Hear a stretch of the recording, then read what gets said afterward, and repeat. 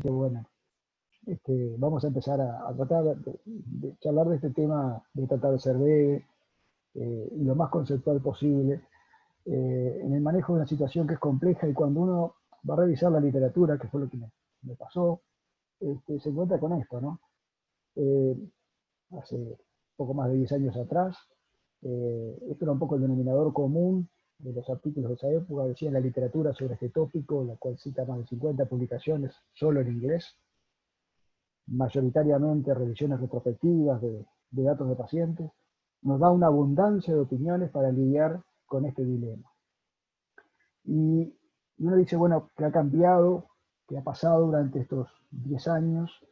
Y realmente no es mucho lo que hemos cambiado, la posición es medio parecido.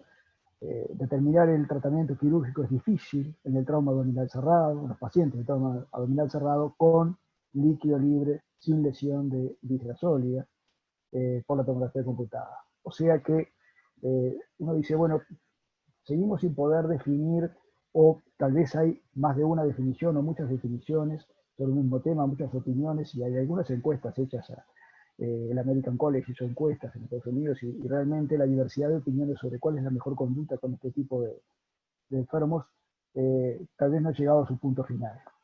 Y es eso, vamos a tratar algunos aspectos de esto que es a veces un dilema diagnóstico. Este es un paciente nuestro de hace unos años atrás, en el cual la tomografía computada mostraba esta infiltración del mesenterio y venía la duda en un paciente asintomático, laparotomizarlo, no laparotomizarlo, hacemos una laparoscopía, al final se laparotomizó y bueno, tenía un hematoma no expansivo del mesenterio y dice, bueno, tal vez fue una laparotomía innecesaria, pero es la realidad que uno vive en una situación que es relativamente infrecuente.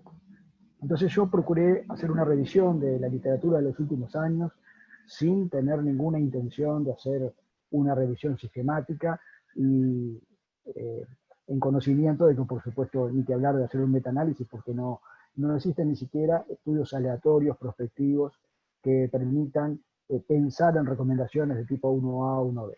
Entonces, bueno, analicé literatura en PubMed, no me quise quedar con la literatura solo en inglés y revisé también la base de datos de LILACS y también, bueno, las revistas que habitualmente andamos siempre chusmeando los cirujanos de emergencia y trauma en busca de trabajos. Y encontré en estos últimos 10 años, básicamente, 31 referencias al tema con 10 abstracts, que van a ser la base un poco del análisis que vamos a hacer, pero por supuesto que no les voy a decir nada nuevo, nada que ustedes no sepan, porque como acaban de ver, en estos 10 años no son demasiadas las cosas que han cambiado o se han generado en el manejo de estos enfermos. Los cirujanos de emergencia y trauma, cuando nos enfrentamos a estos enfermos con un trauma cerrado de abdomen, tenemos un conjunto de herramientas para su valoración, comenzando, por supuesto, por la valoración clínica, enmarcada en las pautas del manejo de la TLS.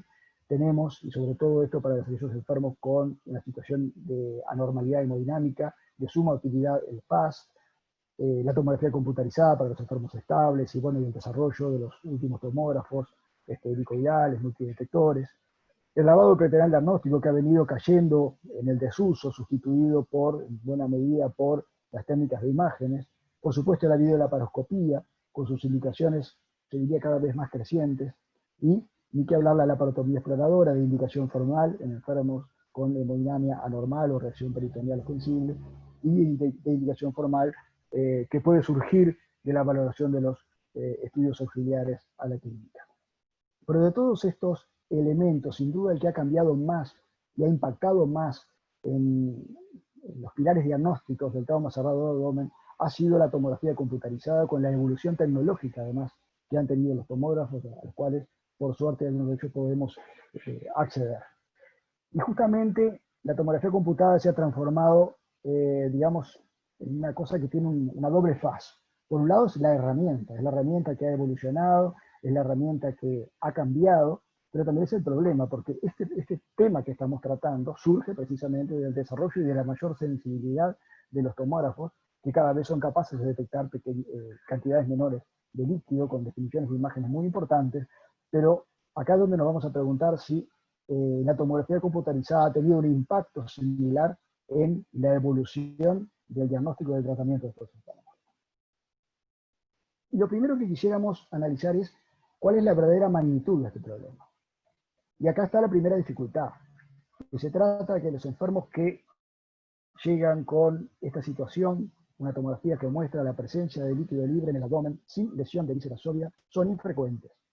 En centros de trauma de alto volumen se presentan entre 2 y 3 enfermos de este tipo por año, por lo cual es muy difícil que podamos adquirir una experiencia clínica individual, y ahí experiencia lo que es la experiencia de centro, de donde la importancia de la protocolización en el manejo diagnóstico de estos enfermos. Y como elemento adicional que complica un poco esto, es que precisamente las lesiones inadvertidas no son inocuas. Hay una elevada mortalidad reconocida en el diagnóstico tardío de la lesión fundamentalmente intestinal, que llega al 31% para aquellas que se difiere su tratamiento, su diagnóstico más allá de 24 horas. Y esto ya fue estudiado hace unos cuantos años, hay por ustedes, en el Hospital de Melilla, el doctor Validado y colaboradores, lo muestra muy claramente en este cuadro, en el cual precisamente el tratamiento tardío de las lesiones intestinales tiene un porcentaje de complicaciones ostensible mayor que el tratamiento temprano.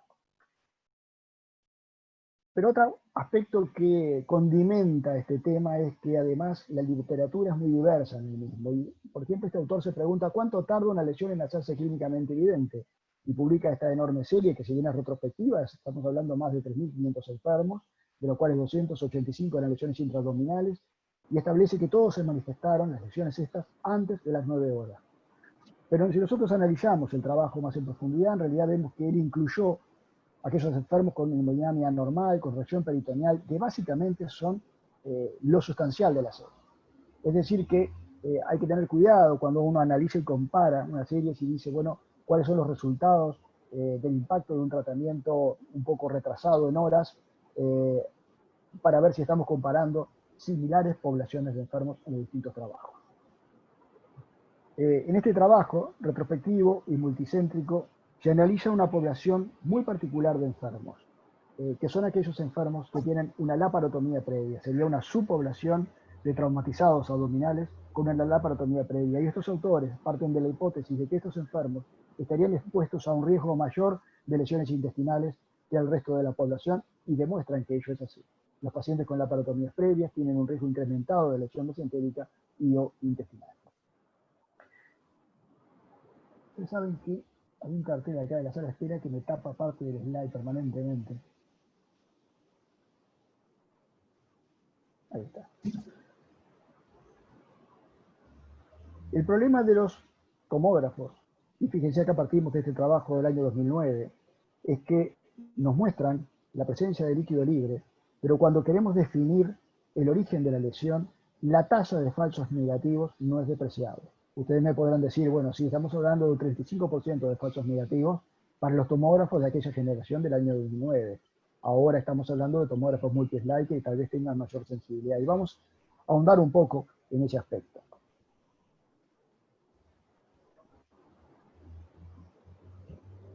Un poquito que se me trancó la diapositiva. No me está avanzando. Ahí está. El impacto de estos falsos negativos se ve en una demora diagnóstica para esta serie de estos enfermos mayor a 8 horas en el 40% de ellos, y en una mortalidad de un 12.5%. En este estudio ya más reciente, en el cual se analizó la sensibilidad y la especificidad de la tomografía computada para el diagnóstico de varios signos de lesión intestinal, quedó muy claro establecido el gran problema que tenemos nosotros con la tomografía computada como método para estudio y diagnóstico de las lesiones intestinales. Y es que aquellas lesiones que son más específicas, claramente, específicamente hay una lesión intestinal, como puede ser la extravasación de contraste, de material de contraste oral, que esto es otro tema de debate porque no todo el mundo está de acuerdo en darle contraste oral a este paciente, o bien la discontinuidad de la pared del intestino, altamente específicos, la sensibilidad de la tomografía para su diagnóstico es extremadamente baja. Estamos hablando de sensibilidades que no superan el 15%. Y para aquellos en lo cual la tomografía es sensible, muy sensible, que es la detección de líquido libre intraperitoneal, es absolutamente inespecífica. en el mismo sentido. Acá se evalúan los valores predictivos positivos para el diagnóstico y predictivos negativos de la tomografía computarizada, y como ustedes ven, el valor predictivo negativo, es decir, la fuerza que tiene el estudio para predecir que el enfermo no tiene lesiones, no supera el 85%, es decir, que tendríamos la chance de más del 16% de los casos de embarcarnos en un tratamiento conservador, en un tratamiento no operatorio, en una conducta expectante que hubiese sido inadecuada. Entonces esta autora brasileña, Rebeca Oliveira, se pregunta ¿qué cambió con la implementación de la tomografía computarizada multi-slice? Y la conclusión de este trabajo es que aumentó la sensibilidad diagnóstica, pero sin cambios en la evolución de los pacientes. Y esto es un hecho muy importante que tenemos que valorar cuando sopesamos todas las herramientas diagnósticas que tenemos para manejar este tipo de enfermos. Acá tenemos otro estudio sobre sensibilidad y especificidad, en el cual se ve que tuvimos por lo menos 11% de chances de un tratamiento no operatorio inadecuado. Por lo cual, el autor de este trabajo concluye que las imágenes por sí solas no deberían ser el único elemento de selección de pacientes, lo cual parece estar bastante claro. Es interesante entonces en este contexto estas preguntas que se hace Vanessa Vance, que serían como un complemento del solo estudio imagenológico. Tenemos el paciente con líquido libre intraperitoneal sin lesión de víscera sólida ostensible. Entonces, acá vienen las preguntas sustanciales y pertinentes. ¿La hemodinamia es normal? ¿Cuánto líquido está presente en la tomografía y dónde está localizado? ¿Cuán vigile está el paciente y qué tan fiable es la valoración clínica? ¿Tiene marcas del cinturón de seguridad u otra marca externa abdominal? Obviamente estamos hablando de politraumatizados como resultado de las condiciones vehiculares, ¿verdad? ¿Hemos podido analizar adecuadamente la tomografía computada? Y yo me voy a detener en este aspecto que ha sido también bien estudiado en varias series. Las marcas del cinturón de seguridad o marcas externas a nivel abdominal. La presencia de marcas del cinturón de seguridad incrementa la posibilidad de lesiones de 2 a 4 veces. Y en este trabajo, mucho más clásico, del año 2002, la presencia de marcas del cinturón de seguridad era un marcador de la parotomía terapéutica en el 90% de los casos. Y la presencia de una fractura de chances, una fractura típica por hiperflexión de la columna vertebral, esto se veía más frecuentemente en el cinturón, no en el cinturón de 3 puntas, sino el cinturón, solamente la banda horizontal del cinturón, es un marcador de 100% de necesidad de la parotomía terapéutica. Otro de los problemas que se ha dado es que cuando se habla de líquido libre dentro de la cavidad peritoneal, muchos estudios no aclaran de qué estamos hablando en términos de cantidad de líquido libre. No están claras esas definiciones. Este es uno de los primeros trabajos que yo encontré que definía precisamente este aspecto, en el cual habla de trazas de líquido, es decir, la presencia de fluido en un corte, en una región, pequeña cantidad de líquido, 1 a 3 cortes en una región, cantidad moderada de líquido, 1 a 3 cortes en 2 regiones, o 4 cortes en una región, y una abundante cantidad de líquido, es decir, líquido en múltiples regiones, en múltiples cortes. En base a estas definiciones, esta autora, Laura González, evaluó cuáles son los factores predictores al examen inicial de la necesidad de una intervención quirúrgica, es decir, de una laparotomía terapéutica. Y la presencia de dolor abdominal, sin duda, fue un valor predictivo de importancia, o sea que es un paciente que tiene líquido libre en la tomografía, que no tiene lesiones de víscera sólida, pero que tiene dolor abdominal. La cantidad moderada de líquido o larga, amplia de líquido, abundante cantidad de líquido, y ni que hablar la suma de ambos, dolor más cantidad abundante de líquido, son también factores predictores de mucha importancia. Entonces se preguntaba ella, observar y esperar, o operar, y esta es la serie que analizó. Parte de más de 6.900 enfermos de trauma cerrado, de los cuales se les hizo tomografía computada de abdomen y pelvis a 2.899 y fueron encontrados con líquido libre aislado, sin otras lesiones, sin peritonitis, 156 enfermos. De ellos, 10 fueron a manejo operatorio y 146 a manejo no operatorio. Y fíjense que la tasa de éxito del manejo no operatorio fue muy grande, 142 de 146 enfermos.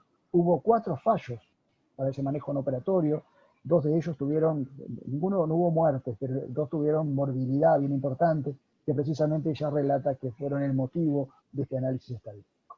Y la recomendación entonces, como conclusión de este trabajo, es que las cantidades moderadas o grandes de líquido, junto a la presencia de dolor abdominal, son un factor predictivo positivo de lesión muy grande. 62% tienen lesiones, por lo cual la recomendación es la laparotomía exploradora para estos enfermos, sobre todo si puede asociar o no contusiones abdominales. En el otro extremo están aquellos que tienen pequeñísimas cantidades de líquido, que no tienen dolor, que no tienen contusiones externas, no tienen marcas de cinturón. En esos enfermos puede admitirse una observación cuidadosa. Y después está en el medio, esa población intermedia en la cual el juicio clínico es bien importante. Ahora bien, en este estudio retrospectivo con más de 500 enfermos, se encontró que el predictor más firme de necesidad de cirugía fue la presencia de líquido libre abundante en la tomografía computada, un poco reafirmando todo lo que venimos viendo, con un odds-ratio de 13.52.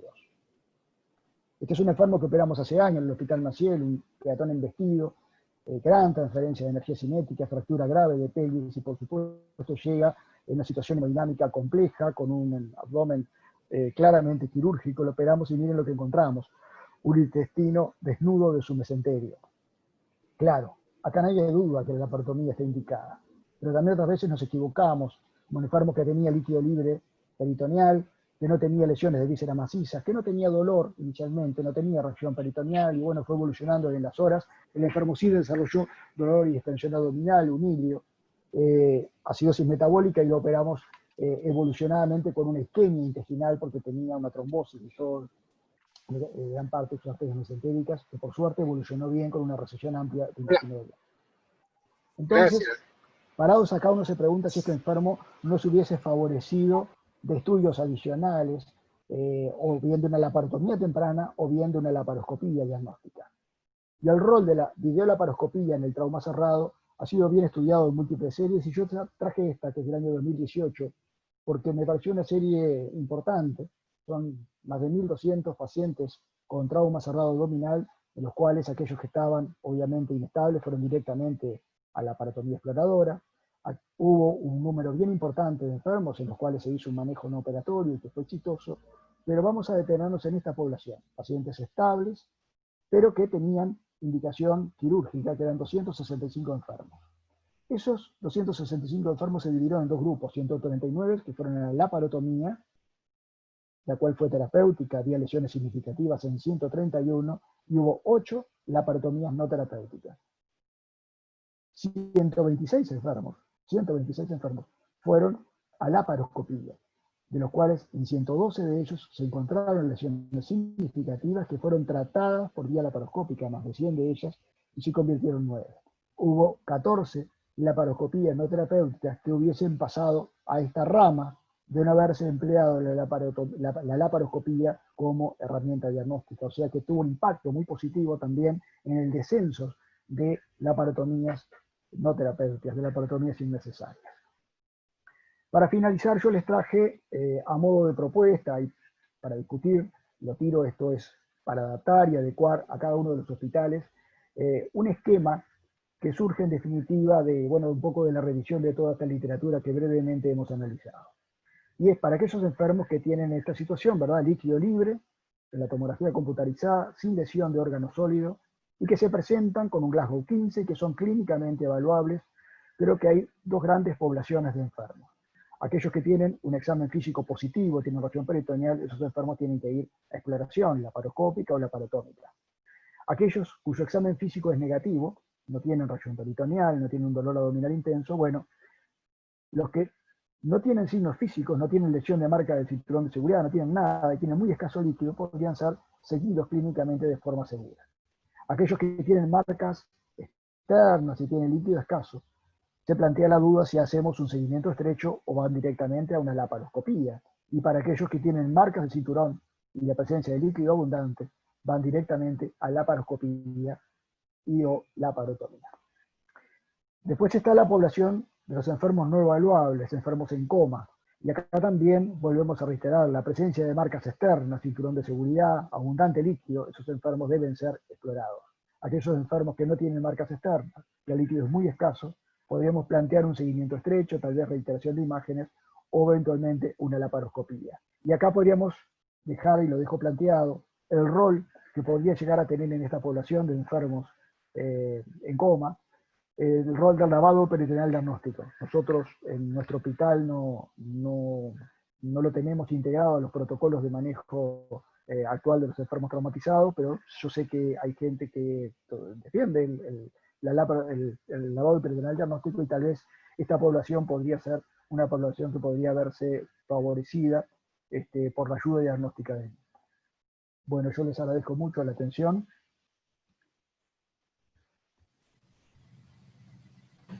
Bueno, excelente, doctor.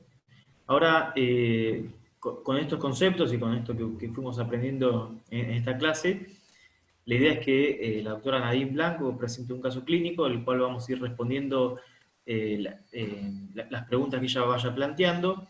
Al final del caso clínico, una breve reseña del doctor Machado, y abrimos después las preguntas en el chat para ir respondiéndolas. Nadine. Bueno, muchas gracias. Vamos a empezar con el caso clínico. Como dijo el doctor Agustín, lo que vamos a hacer es ir respondiendo de manera interactiva con múltiple choice las respuestas a medida que presentamos el caso, y al finalizar los comentarios y el debate que surja del mismo.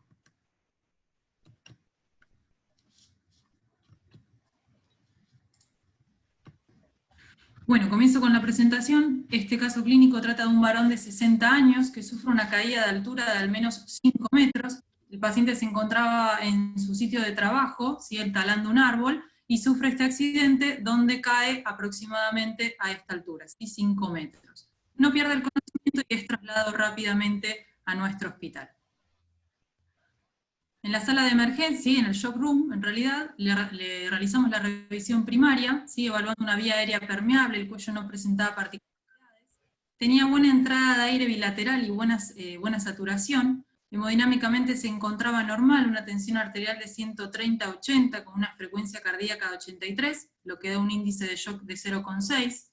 Como les decía, estaba lúcido, ¿sí?, orientado en tiempo y espacio, presentaba un Glasgow de 15/15, y el examen físico sí presentaba dolor a la compresión lateral de la pelvis, impotencia funcional del miembro inferior derecho, y en el abdomen leve dolor, en lo que es mi abdomen inferior, sin defensa y sin reacción peritoneal. En el shock room se le realiza un FAST, realizado por el servicio de imágenes, donde determinan sin líquido libre, sin visualización de lesión de órgano sólido. Se le realiza una placa de tórax, la cual evidenciamos normal, y una placa de pelvis, donde se visualiza una fractura lateral de cadera. Posterior a su ingreso, a las 2 horas es evaluado por el servicio de cirugía general. Si este es un caso reciente, como estamos mucho más estrechos de personal, se pudo evaluar recién a las 2 horas de su ingreso, le repiten el FAST porque el paciente presentaba dolor abdominal y se detecta líquido libre. A continuación, mediante su votación, queremos saber qué conducta hubiesen tomado. Si hubiesen tomado una conducta expectante frente a este paciente, les repito, un paciente con una caída de altura de 5 metros, que se encuentra hemodinámicamente normal, tiene dolor abdominal sin defensa, pero tiene líquido libre en el hallazgo de la ecografía. Conducta expectante para la primera opción, tomografía de abdomen con contraste, una pantomografía, o directamente lo llevan a quirófano.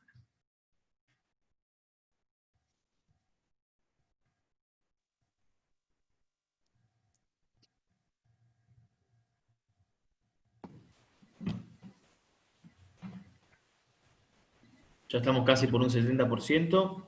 Vamos a esperar unos segundos más.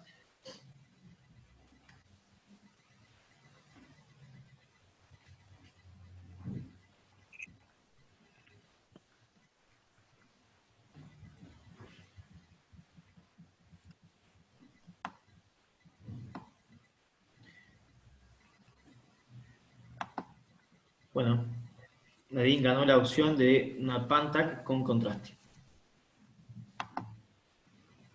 Perfecto, continuamos con la presentación. Lo que se realizó en el hospital en ese momento es, como estuvieron todos de acuerdo, una pantomografía con contraste. Les comento que la tomografía de cráneo y cervical fueron normales. La de tórax también, acá les traje un video para mostrarles, ¿sí?, pero no se evidenció neumotórax ni hemotórax, perdón.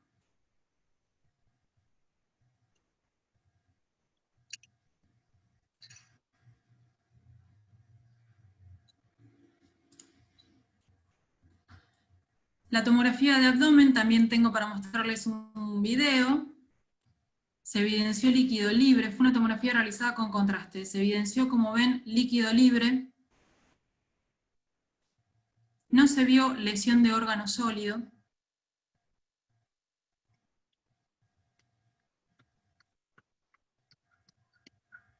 Ahí las dejo para que la vean. Y eso es lo que fue interpretado por la guardia actuante de ese día.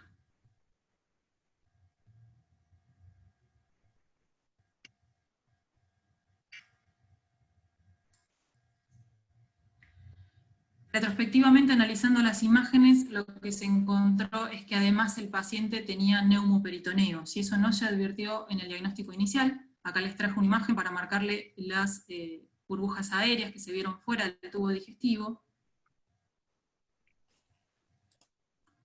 El paciente vuelve al shock room, se encontraba hemodinámicamente normal, una tensión arterial de 120/60, frecuencia cardíaca 85, saturando 98. El abdomen, si bien persistía blando y depresible, tenía dolor en hemiabdomen inferior. Tenemos el laboratorio de ingreso, ¿sí? Con un hematocrito y hemoglobina normal de 41, hemoglobina de 13,7, blancos ligeramente elevados, función renal normal, y evidenciamos ya en los gases una ligera acidosis con un exceso de bases de -7 y un láctico de 2,3. Les proponemos nuevamente qué hubieran hecho con el paciente. ¿Hubiesen tomado una conducta expectante con seguimiento estrecho o lo hubiesen llevado a quirófano?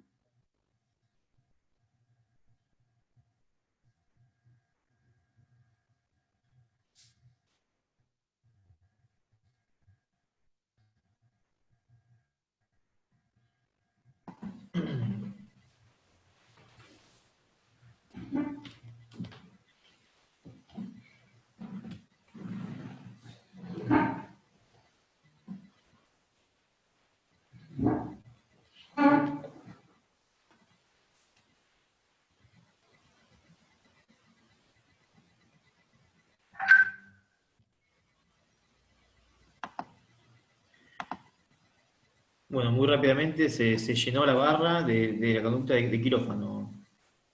Nadie. Bueno, ¿verdad?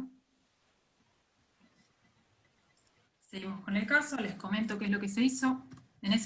Ahí está. En ese momento en el hospital se tomó conducta expectante con seguimiento estrecho. A las horas el paciente notable desmejoría, ¿sí? Una tensión arterial de 160, taquicárdico con una frecuencia de 115, el abdomen ya con dolor generalizado presentando defensa.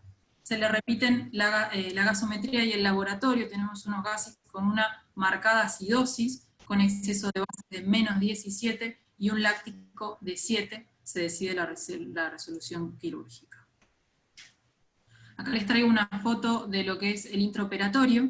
Al paciente se lo aborda por una incisión mediana suprainfraumbilical. El paciente tenía ya una mediana previa, esto lo traigo a conocimiento por lo que dijo el doctor Machado, ¿sí? Son pacientes que tienen más riesgo de tener lesiones intestinales, como en el caso de este paciente, donde se encontró hemoperitoneo de 2000 mililitros, y en el intestino delgado, a 15 centímetros de la sabija, desgarro del meso, 2 perforaciones y lesión en o lo que es el intestino desvinculado de su mesenterio. Les propongo nuevamente que participen en qué hubiesen hecho en este caso. Al paciente le hubiesen hecho una resección anastomosis o una cirugía de control de daño.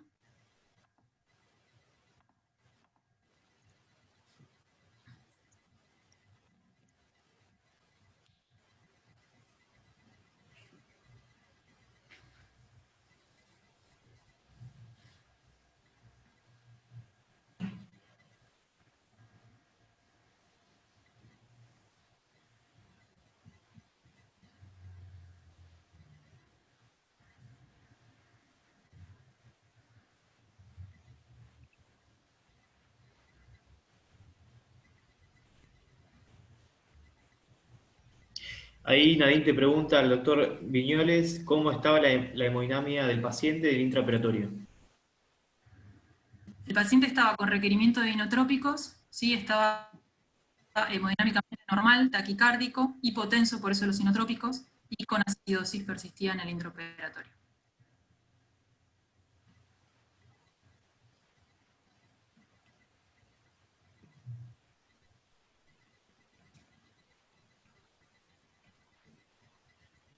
Bueno.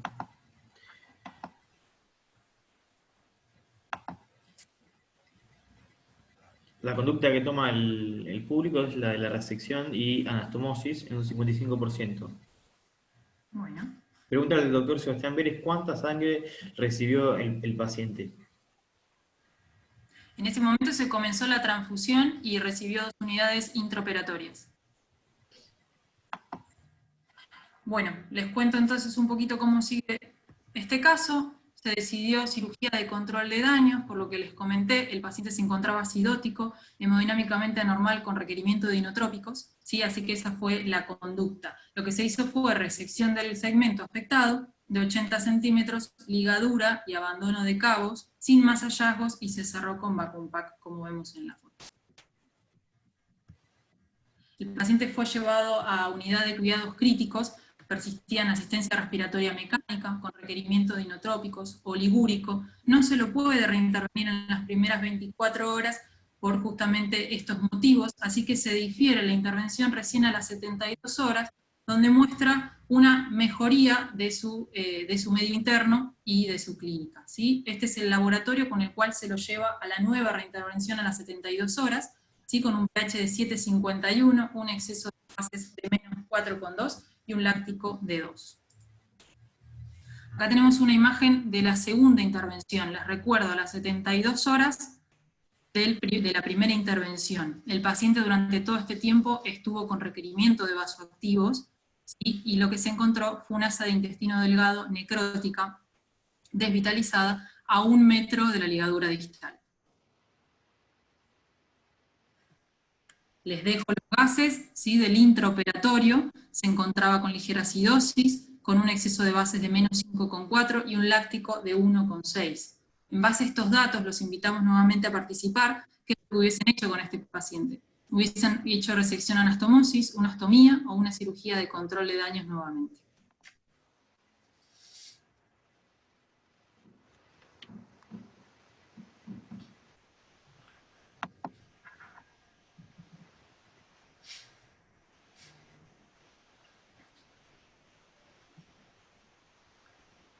Bueno, ahí como dice el doctor Leo Kirchner-Giusti, le contestamos al doctor Closa que como comentaste Nadine, el neumoperitoneo se vio después. Exactamente. Bueno, como había dicho el doctor Machado, encontrar un neumoperitoneo es de alta sensibilidad de que hay alguna lesión. O sea, es específico, perdón.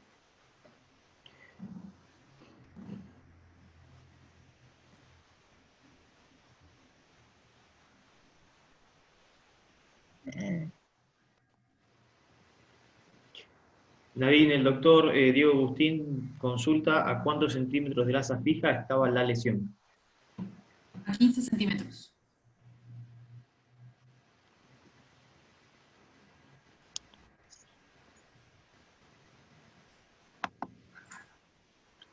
Y pregunta al doctor Alejandro de Gracia si seguía con inotrópicos. Sí, seguía con inotrópicos. Bien. Bueno, continuamos con el caso. Recuerden que luego de terminado el caso vamos a abrir para comentarios. Los resultados dan para otra cirugía de control de daños, 47%. Bueno, perfecto. Lo que se hizo en el hospital es nuevamente una cirugía de control de daños. Lo que se hizo es una resección de 80 centímetros nuevamente, que son los que estaban comprometidos con la necrosis, ¿sí? Ligadura y abandono de cabos, y nuevamente cierre provisorio. El paciente vuelve a la unidad de cuidados críticos, persistiendo en asistencia respiratoria mecánica, ¿sí? En el transcurso de los días comienzan a descenderse los inotrópicos por hemodinamia correcta del paciente. La falla renal persiste, de hecho, con requerimiento de diálisis cada 72 horas, e ingresa nuevamente a las 24 horas al quirófano. Si esta es la tercera intervención, les pido disculpas, no tenemos imágenes, pero les comento cuáles fueron los hallazgos. En esta intervención lo que se encontró es líquido seroso, los cabos ligados a una perforación de intestino delgado que estaba bloqueada en el segmento distal, que se reseca, y se realizan 2 anastomosis. La anastomosis proximal, término terminal, que es la que se realiza a 15 centímetros del asa fija, lo que preguntaba el doctor. La otra anastomosis terminolateral con el colon ascendente. Lo que le quedaba de remanente al paciente eran 70 centímetros de yeyuno. Con este laboratorio es con el cual se toma esta conducta, ¿sí? Intraoperatoria. Vemos acá un pH 7,32, exceso de bases de menos 6,3 y un láctico de 2,3. Queremos conocer su opinión de qué hubiesen hecho ustedes en este caso, si hubiesen hecho una anastomosis, si hubiesen optado por una estomía o si hubiesen hecho nuevamente una cirugía de control de daños.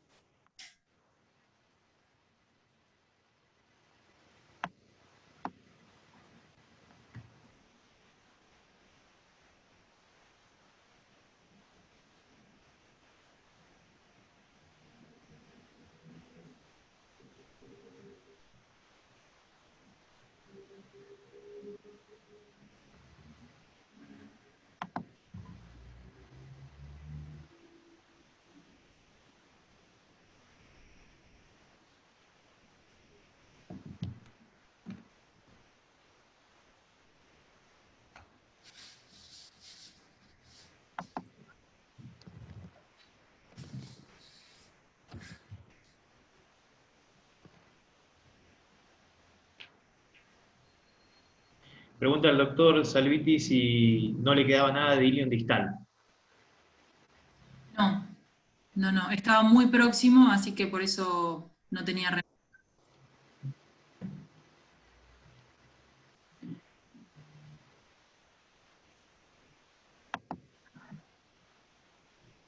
Bueno, la mayoría del público está de acuerdo con las anastomosis.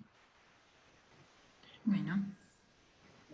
El doctor Kirchner Giusti comenta que como alternativa llevaría un asa de yeyuno a la tercera porción duodenal para anastomosar lateral. Una pregunta. Bueno, les comento un poquito.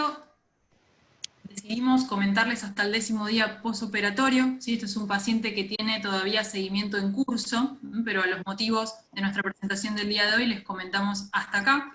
10º día posoperatorio, el paciente persiste en asistencia respiratoria mecánica, aguardando extubación, hemodinámicamente se mantiene normal sin requerimiento de inotrópicos, persiste aún con la falla renal, ¿sí? Con requerimiento de diálisis, y no presenta registros febriles. Bueno, a continuación, como habíamos dicho, le vamos a pedir opinión al doctor Machado primeramente y luego a quien quiera participar de cuáles son las conductas que hubiese cambiado o cuál es su opinión con respecto a el caso. Gracias, Nadine. Yo no tendría que hablar más, ya todo lo que hablé, los tengo cansados. Es un caso muy interesante, realmente muy interesante. Claro, todo el problema surgió en lo inicial, ¿no? Fue una pena los momentos iniciales que este paciente perdió en ese momento la oportunidad y todo lo que viene después con consecuencia del primer retraso que hubo en la decisión de haberlo llevado a Block. Me parece que ahí se gesta todo lo demás. La decisión de qué actuar en cada una de las veces que fue a Block, yo básicamente comparto lo que se hizo, porque en primer lugar hay que estar ahí, viendo cómo se ven las vísceras, hay que estar en la sala de operaciones, en lo quirúrgico. En segundo lugar hay que tener una concepción de lo que es el enfermo globalmente, y ustedes lo estuvieron mostrando, un enfermo que no estaba bien desde el punto de vista de su situación fisiológica.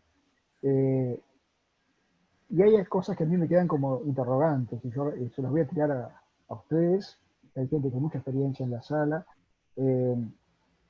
A ver qué opinan ustedes de un paciente que está en diálisis, que está en insuficiencia renal y en diálisis, ¿qué tanto impacto tiene?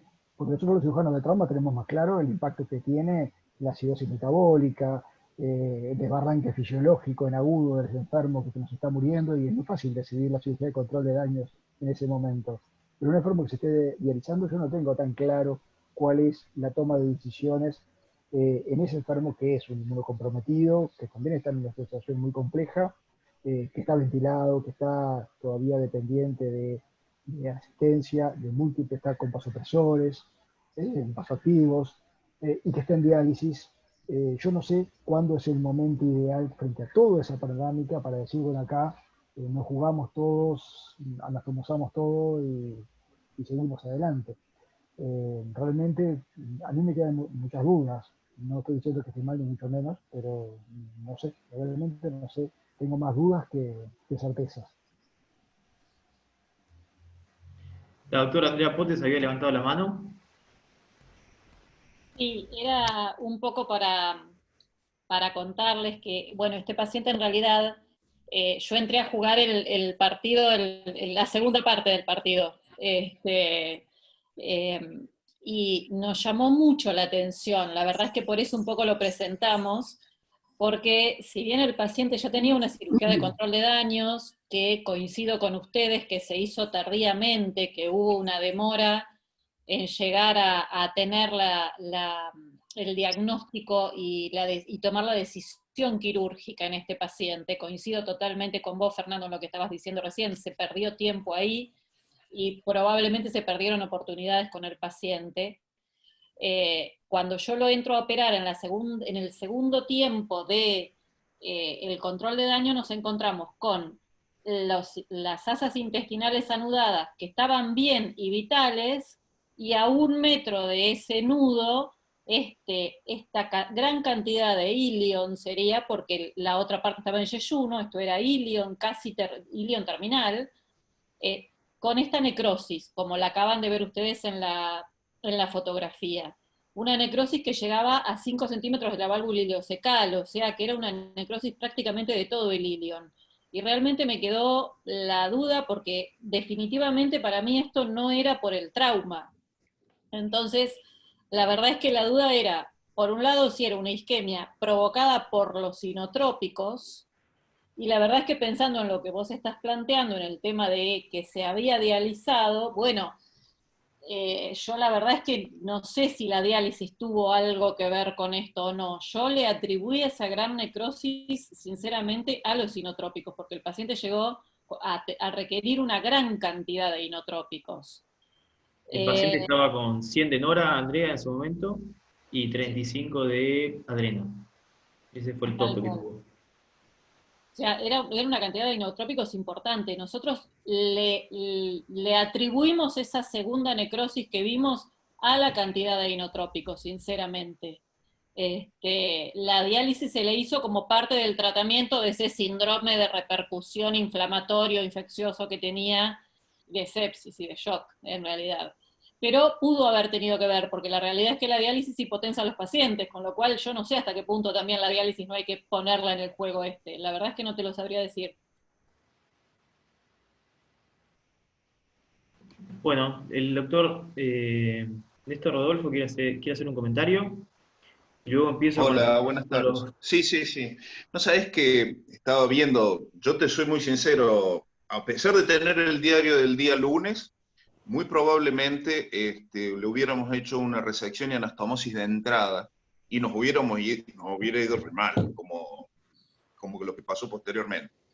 Ahora, está bien, ustedes hacen todo este comentario acerca de que la cuestión es por qué tuvo que tener tantos inotrópicos de ese paciente, es la primera pregunta que yo me hago, porque la verdad que por todo lo que se vio anteriormente también puede ser por la demora en la cirugía. Ahora yo pregunto, una cirugía temprana que hubiera encontrado esa lesión de intestino delgado, que uno hace una resección en anastomosis, porque se vio en la tomografía, se veía el neumoperitoneo, se hace una resección con una anastomosis,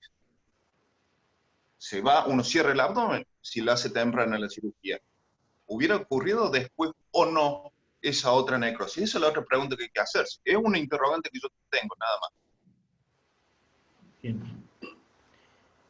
Bueno, Nadine, ¿te puedo pedir que vuelvas a poner la tomografía? Mientras voy leyendo una consulta, la doctora Guarneri, esperen que se me fue el chat.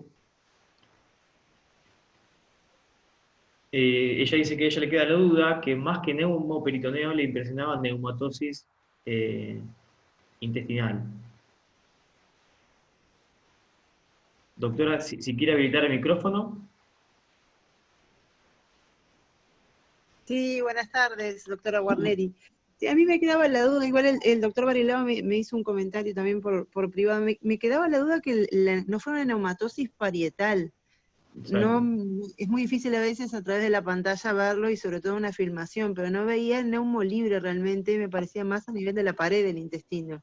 Siempre con el diario del lunes, yo hubiera también entrado, le hubiera hecho una resección de anastomosis y hubiera marchado malísimo. No tenía el dato que después sí lo aportó la doctora, de que el paciente estaba inestable y es muy interesante el caso, pero me quedó la duda del neumo en esa tomografía. Bien, perfecto. El doctor Donelli había pedido la Sí, palabra, el doctor Ernesto Donelli. doctor Ernesto, si quiere habilitar el micrófono.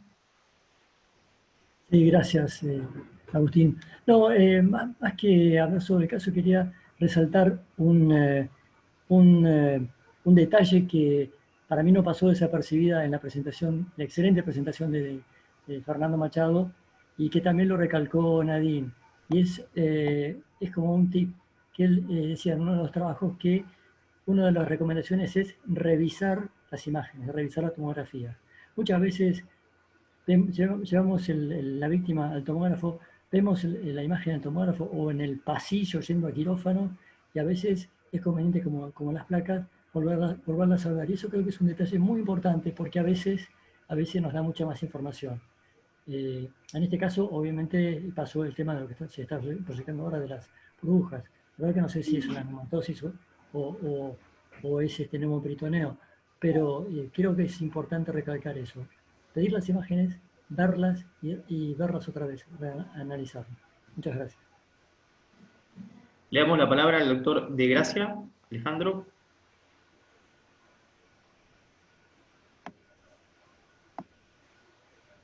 Hola, ¿se escucha? Sí, Alejandro. Hola. ¿Qué tal? ¿Cómo le va? Excelente la presentación, Fer, y el caso interesante.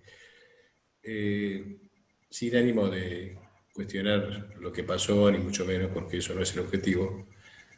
La pregunta a que voy yo es que creo que todos tenemos en mente de hacer la anastomosis inicial, ¿no? Sentimos siempre reticentes en dejar pacientes sin anastomosar inicialmente. Pero este paciente ya venía corriéndolo de atrás, llevaba mucho tiempo de evolución, tenía un franco hemoperitoneo, estaba acidótico, y la respuesta que tuvo después de la primera cirugía tardó en recuperar casi 72 horas. O sea que ese paciente no estaba evolucionando como uno quisiera que evolucione. ¿Y de qué depende? De la falla de la anastomosis. Y más allá de pensar que es un error de técnica, que es lo más comprobable como factor de falla en anastomosis, que descarto esa opción por quienes intervienen. El otro tema es que haya mala perfusión en los cabos que estás anastomosando. ¿Y por qué mala perfusión? Y si ese paciente no estaba recuperando el estado de normalidad en menos de 72 horas, con inotrópicos a esa dosis, con insuficiencia renal, muy probablemente la circulación de esos cabos no estaba del todo bien y no iban a pegar. Nadie le gusta dejar ostomías y es muy difícil dejar una ostomía tan cerca del ilion o del yeyuno, pero me parece que intentar que peguen es jugarse a mucho. Y recién le pregunté y me contestó Andrea por qué había tanto hemoperitoneo, me dijo que lo que sangraba es el meso. No había otro sangrado que se hubiera evidenciado, porque llama mucho la atención que perdió tanta sangre y tuvo tanta repercusión hemodinámica. No, vos sabés que, perdón chicos, tomé la palabra, ni pedí permiso. Pero básicamente este paciente no le encontraron nunca otro área de sangrado. El paciente sí tenía un desgarro de meso, que eso aparentemente fue lo que provocó el primer hemoperitoneo, que ustedes vieron en las imágenes de tomográficas, que era importante, y nunca tuvo ninguna otra causa de sangrado. Sí creo que tardó tanto el tema del recuperar esas 72 horas que tuvimos que esperar en el control de daño, porque volvemos al principio, tardamos mucho tiempo en darnos cuenta de lo que estaba pasando con el paciente. El paciente en ese tiempo adquiere una deuda que, olvídense, la tenemos que empezar a correr de atrás y nos cuesta mucho alcanzarlo. Entonces, realmente creo que esa deuda, que ese tiempo de espera, ese tiempo de espera no, ese tiempo de falta de diagnóstico en realidad, fue la que ocasionó esa respuesta después bastante demorada del paciente. Pero no tenía ninguna otra causa de sangrado realmente. Lo único que tenía era desgarro de meso y la isquemia de ese asa. Y después en la segunda cirugía, encontramos la isquemia de todo el resto del intestino. Perfecto. Quería darle la palabra al doctor Sebastián Vélez.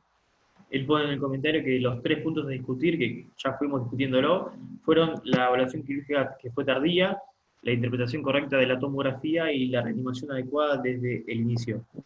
Doctor Sebastián Vélez, ¿quiere agregar algo? Hola, ¿cómo les va? Buenas tardes. Bueno, muy interesante el caso y muy bien presentado.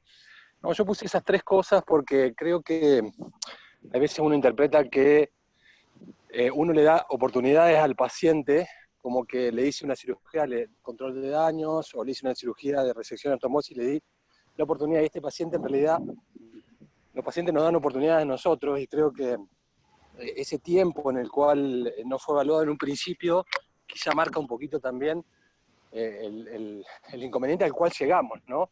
Quizá lo de la cirugía de control del daño no es lo que le hicimos, sino lo que nos quedó para hacer.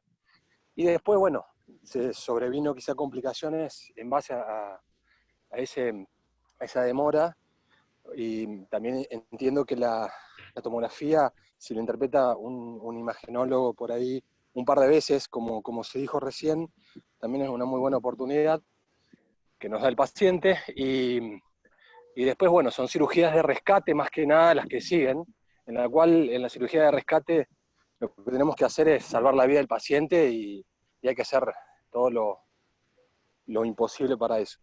Así que me parece que esos 3 puntos son los que comienzan toda la discusión. Gracias. Algo para agregar, creo que en nuestro hospital y en la mayoría de los hospitales los que leen las imágenes es el residente, el cirujano de planta. Por lo general, cuando pasa el traumatismo, no hay especialistas. Es más, creo que esta tomografía fue vista por un especialista al día siguiente y ahí es cuando se encuentra el neumoperitoneo. ¿Es así, Nadine?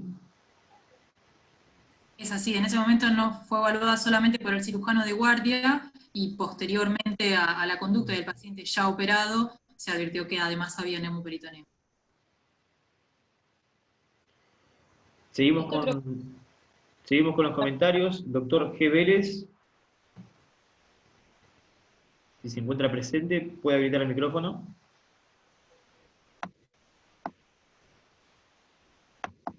¿Me escuchan? Sí, doctor. ¿Me escucha? Sí, doctor. Bien, mi comentario, soy el doctor García Vélez de México, de Guadalajara, Jalisco.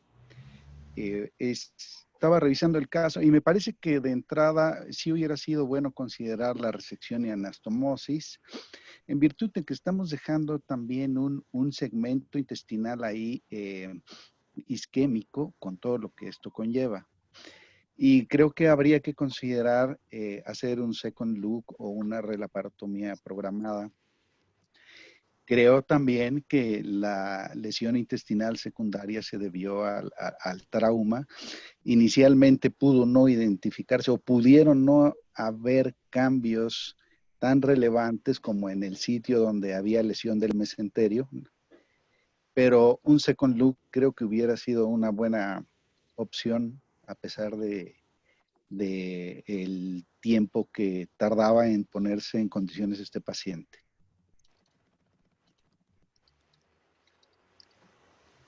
Acá el doctor de Gracia pregunta si en la primera cirugía el paciente queda con abdomen abierto y contenido o se cierra.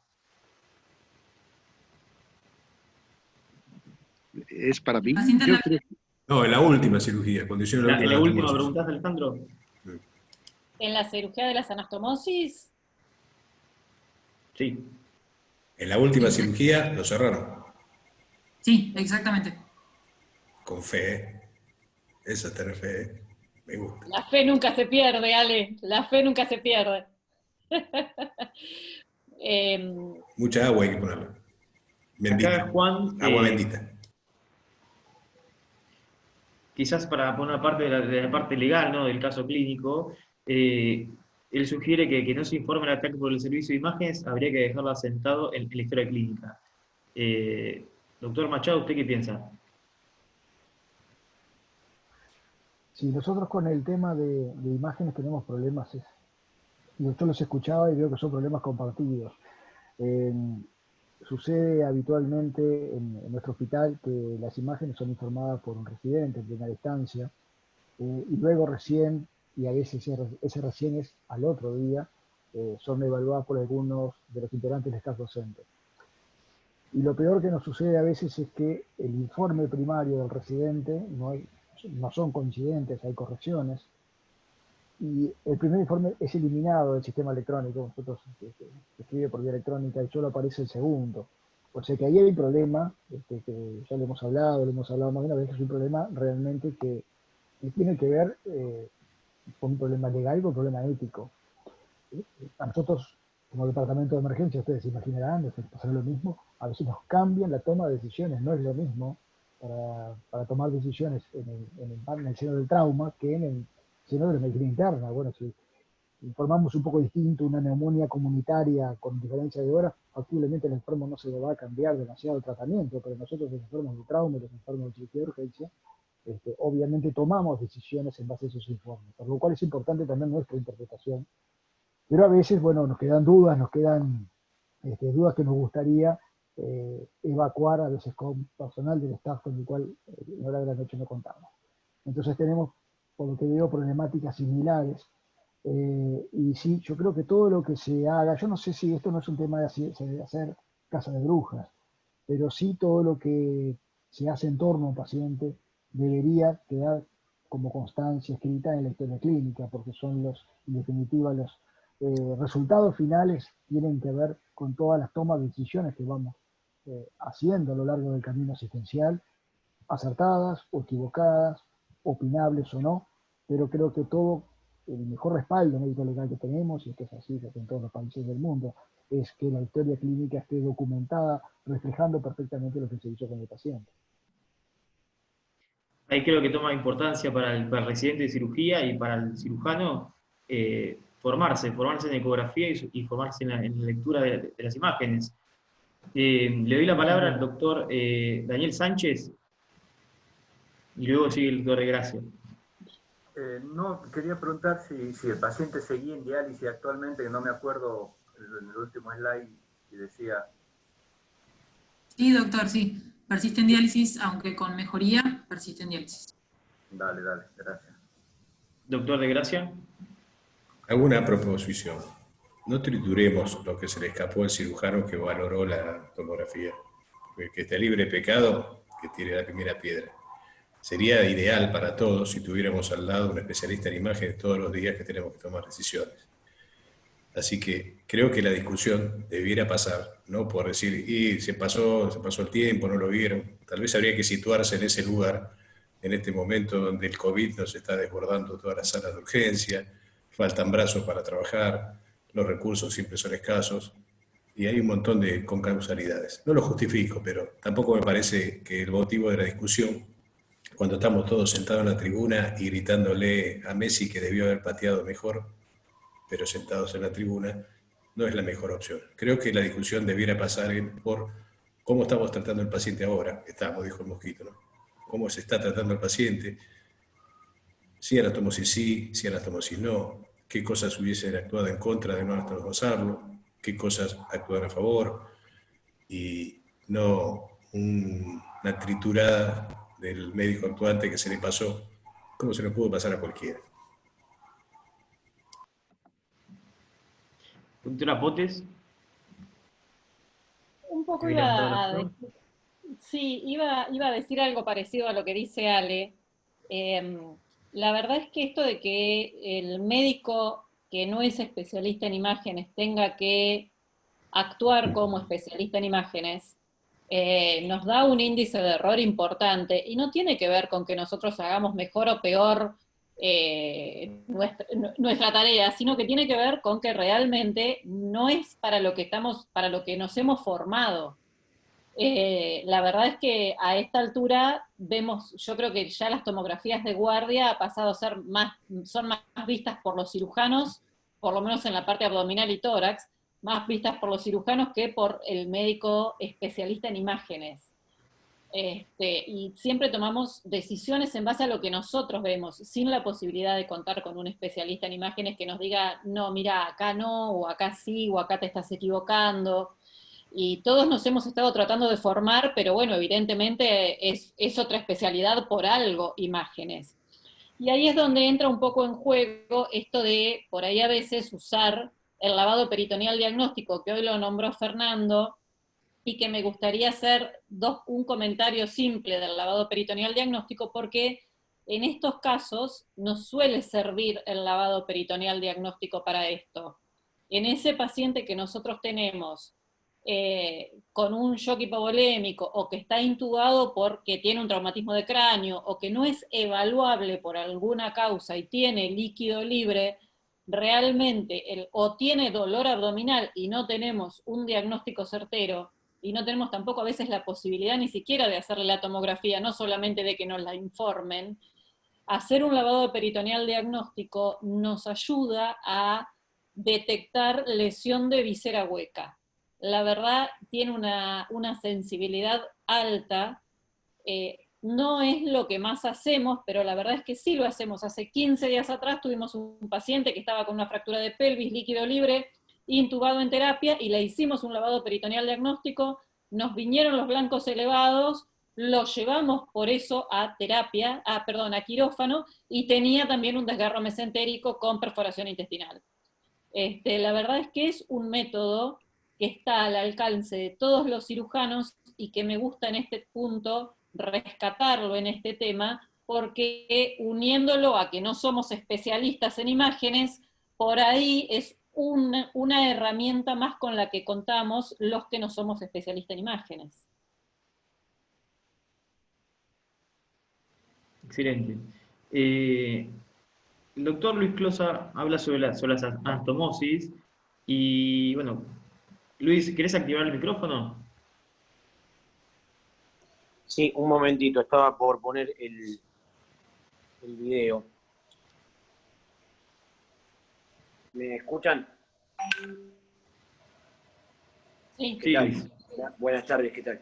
No, simplemente que yendo al ítem que tocaba el doctor de Gracia, me parece que sí, obviamente que los inotrópicos y a las dosis a las que se estaban manejando, que hace vasoconstricción del lecho esplácnico, lo que yo decía es que además de eso hay que ver también cómo es el hematocrito del paciente al ingreso, ya que es conocido que las anastomosis andan mejor cuando el hematocrito del paciente es bueno y cuando la hemoglobina es buena, porque eso le aporta oxígeno.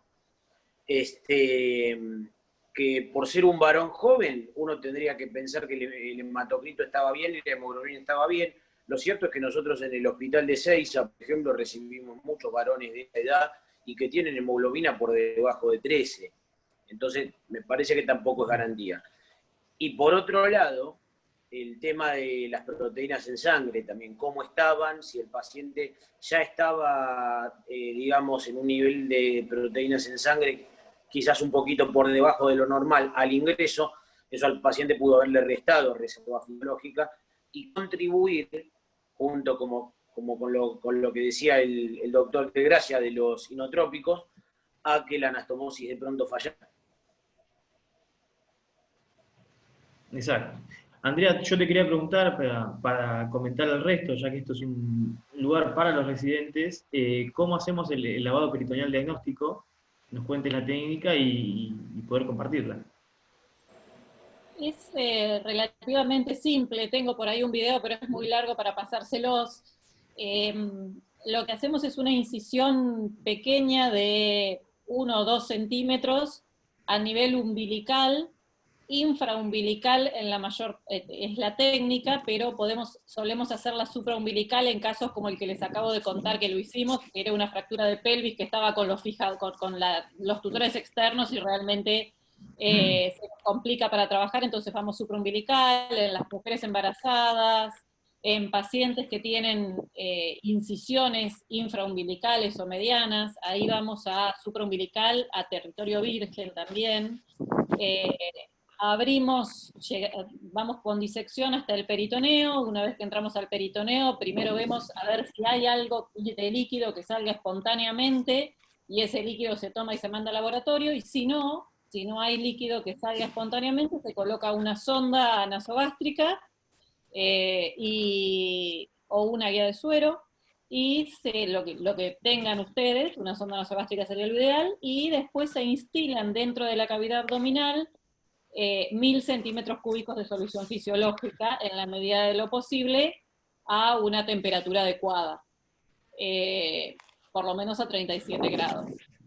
Y después de eso se recupera líquido, y ese líquido que se recupera se manda a estudiar. Básicamente lo que mandamos a medir es la cantidad de glóbulos rojos, la cantidad de glóbulos blancos, fibras vegetales, amilasas, urea, creatinina también podemos pedir si estamos sospechando alguna otra lesión de nivel urológico.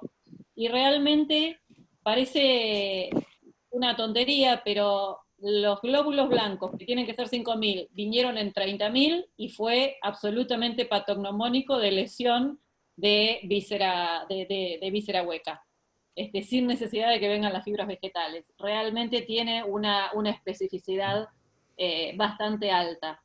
Si me preguntan, indicarlo para qué, yo particularmente es para estos casos, en los cuales me falta, estoy sospechando la lesión. Sensibilidad, no es especificidad. ¿Cómo? Perdón. Para mí está indicado para específicamente estos pacientes que necesito confirmar la sospecha de lesión de víscera hueca, específicamente. En esos casos es cuando lo hacemos. Muchas gracias, Andrea. ¿Algún otro cirujano tiene alguna otra técnica o tiene alguna otra forma de que lo hace?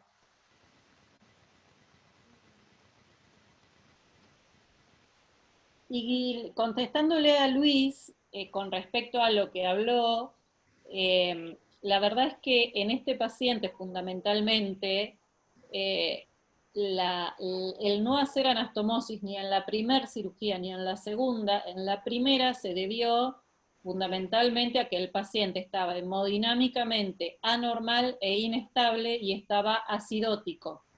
Todo eso es prácticamente un igual a cirugía de control de daño. Y en la segunda cirugía, básicamente porque aparte de que todavía seguía con los inotrópicos, que sospechábamos que eran los que había causado la isquemia, la verdad es que no estábamos seguros de que la isquemia había terminado, si la cantidad de intestino isquemiado iba a ser el que veíamos en esa cirugía o si iba a seguir progresando. Por eso tampoco hicimos la anastomosis en la segunda cirugía, y se esperó a una tercera cirugía con el paciente en las mejores condiciones, obviamente. Doctor Guillermo Barilaro. Sí, bueno, gracias.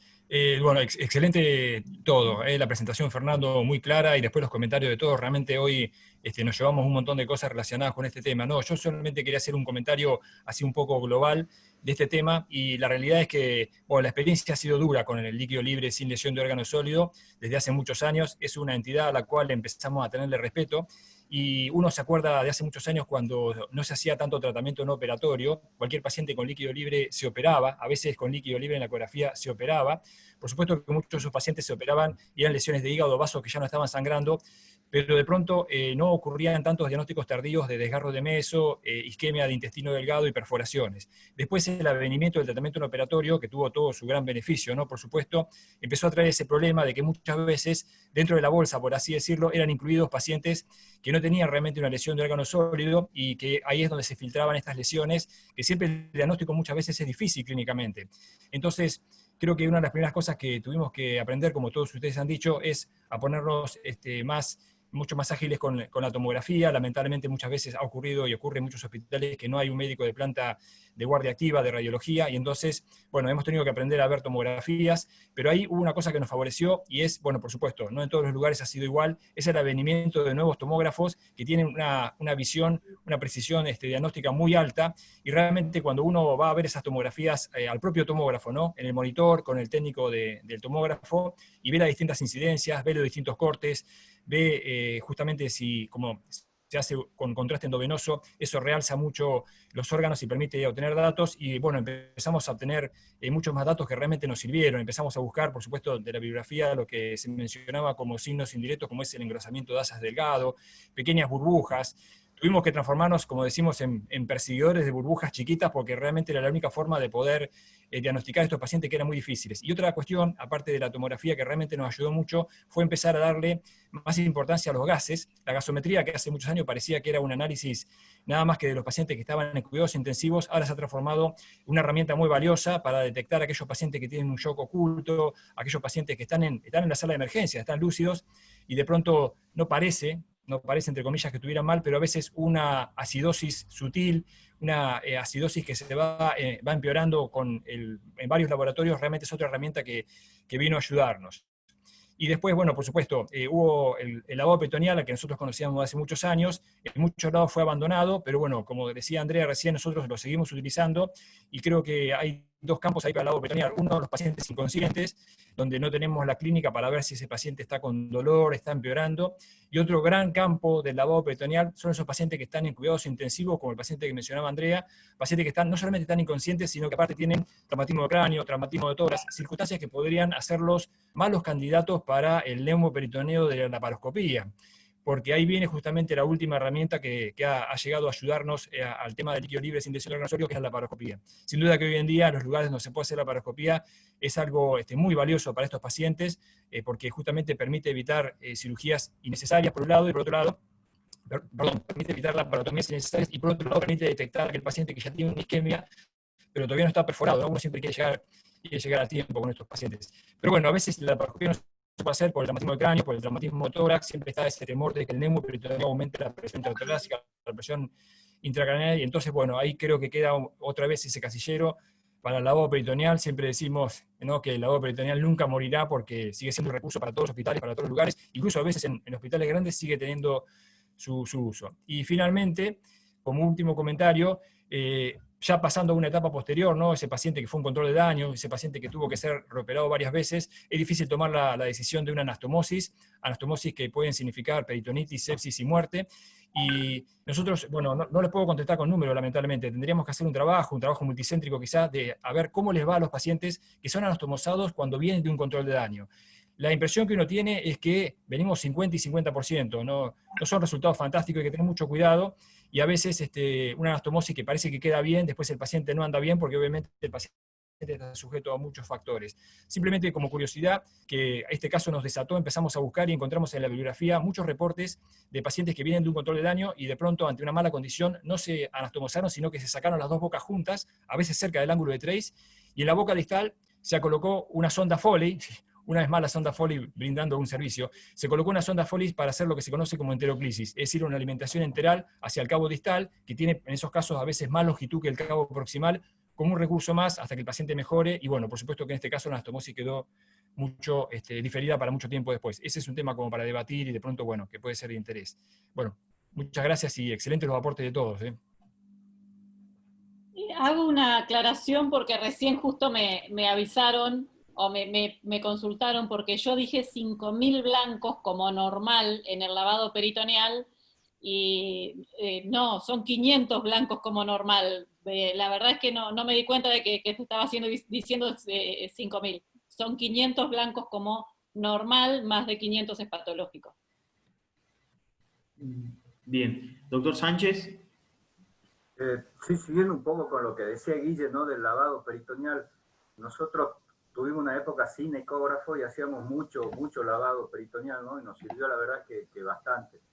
Lo que hacemos por ahí, ahora ya tenemos ecógrafo, por supuesto, pero ante la duda muchas veces, en vez de hacerle el lavado, lo que hacemos es una punción en el punto de Villafañe, y por ahí cuando nos da positivo mandamos a analizar, ¿no? el líquido y no, la verdad que nos da por ahí bastante buenos resultados y evitamos un poco hacerle la pequeña laparotomía para el lavado. Por ahí no sé si los residentes lo hicieron o lo vieron alguna vez, es más de médico viejo esto creo, la función en la fosa ilíaca izquierda, ¿no? Para aspirar y hacer un pequeño lavadito también por ahí se puede, una opción, digamos, al lavado también. Yo como soy una niña, Daniel, te cuento que no he hecho las funciones en la fosa ilíaca derecha, pero sí en una época hacíamos en mujeres funciones a través de la vagina en el fondo de saco de Douglas. Y realmente teníamos un diagnóstico también con la punción del fondo de saco de Douglas, aspirábamos el contenido intraabdominal. Era una técnica relativamente simple de hacer, no muy cruenta, sin mayores problemas, y podíamos saber de qué líquido estábamos hablando intraabdominal. Les estoy hablando de una etapa en la cual yo era residente y no contábamos ni con ecografía, teníamos un tomógrafo que se podía usar, no estaba tan a disposición como ahora, y bueno, dentro del armamento era la punción en el fondo de saco de Douglas en mujeres. Prehistoria de la medicina. Perdón, han traído unos recuerdos del punto de Villafañe. Falta que alguien diga el Montegud. Falta que alguien diga el Montegud. Por Ese favor, pequeño catéter que otro. se colocaba en hipogastrio. No sé si alguien se acuerda. Pero bueno, sí, se lo vimos, claro. Pero somos unos niños todos, ¿no es cierto?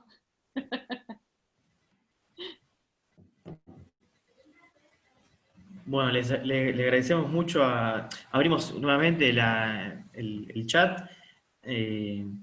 Mientras le vamos agradeciendo al doctor Machado por la participación, a Nadine por el caso clínico, y a todos los que han comentado y han hecho preguntas y han contestado. Le vamos contando que el miércoles que viene vamos a volver a tener una jornada interactiva, en la cual vamos a resolver otro caso clínico. Abro para que cualquier residente que quiera inscribirse, mande mensaje. Vamos a estar resolviendo casos clínicos con el doctor Daniel Sánchez y con el doctor Fujimi, moderados por el doctor Alberto Oxac. Que hoy Alberto Oxac no comentó nada. No tenemos más las preguntas complicadas de Alberto.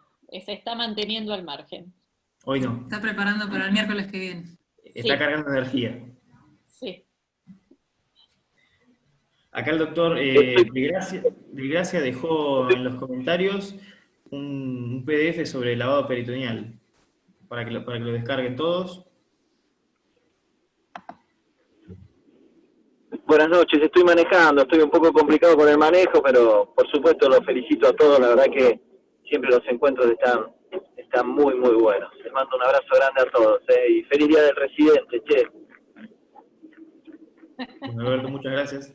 En manos libres, ¿no, Alberto? No estarás manejando y hablando por teléfono. Por las dudas no preguntemos.